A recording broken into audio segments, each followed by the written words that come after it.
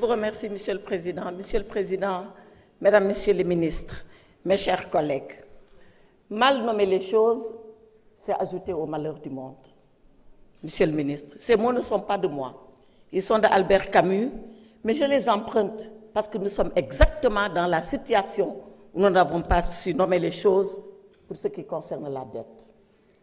Quand le 24 septembre 2024, vous nous avez annoncé qu'il y avait une dette cachée ici au Sénégal de l'ordre de 7 milliards de dollars, ça a été comme une déflagration mondiale. Le Sénégal a été ciblé et criblé de partout à cause de cette dette. Et vous nous avez annoncé que la dette, elle est cachée. Alors, Monsieur le ministre, 3 questions. Que signifie dette cachée? Et c'est là où nous devons nous mettre d'accord pour nommer les choses. Que signifie pour vous dette cachée? Quand je vous entends, vous nous dites la dette cachée, c'est celle-là qui n'a pas été révélée à l'Assemblée nationale. Quand je lis la Cour des comptes, elle nous dit la dette cachée, c'est celle-là qui est hors cadrage. Qu'est-ce qu'il faut retenir comme définition de la dette cachée? Qu'est-ce qui compose la dette cachée? Vous le savez, Monsieur le ministre, la dette, son ratio est calculé selon des normes. Le GFSM 2014, vous le connaissez, Monsieur le ministre. C'est la norme que retient et le FMI et l'UMOA pour calculer la dette. Comment cette dette dite cachée, elle a été calculée par rapport à cette norme qui a été admise? Et ça pose tout le débat de la dette contingente. Est-ce que dans cette dette dite cachée que vous retenez, il y a la dette des secteurs, du secteur parapublic en général, là où l'État du Sénégal a une participation publique majoritaire comme minoritaire? Tout le monde sait que lorsque cette dette contingente n'appelle pas la garantie de l'État du Sénégal, elle n'est pas calculée dans la dette totale de l'État. Ensuite, surtout, comment on cache une dette?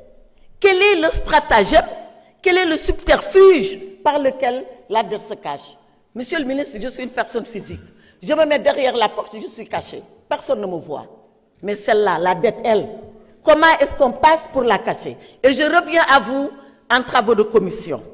Vous avez dit, et vous avez pris l'exemple du secteur bancaire, en disant que la dette de l'État sur le secteur bancaire était tellement lourde que ça a failli créer une crise systémique. Vous vous rappelez de ces mots que vous aviez prononcés en commission?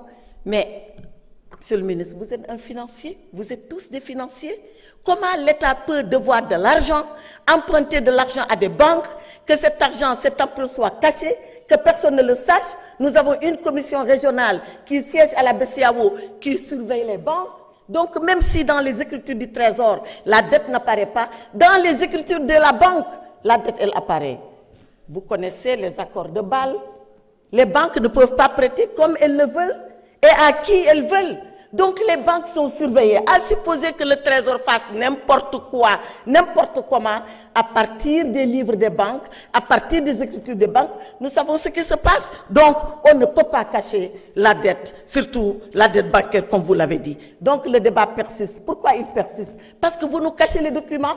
Donnez les documents et on débattra à armes égales, pied à pied. Et on vous dira là où nous ne sommes pas d'accord. Et on vous dira voilà pourquoi nous ne sommes pas d'accord. Sortez les rapports cachés, le rapport de Mazars, et nous en terminerons avec ce débat. La solution, et je termine. Est-ce que vous nous cacherez la solution après les rapports? J'imagine que non. Pour la solution, elle vous revient à vous.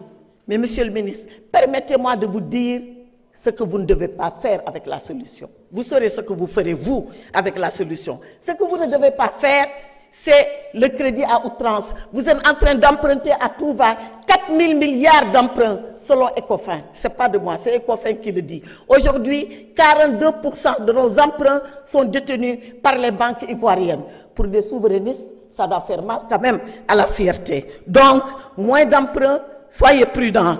Prohibition, structuration, attention à l'abandon des subventions, notamment sur les hydrocarbures, les fonds vautours. Parlons-en.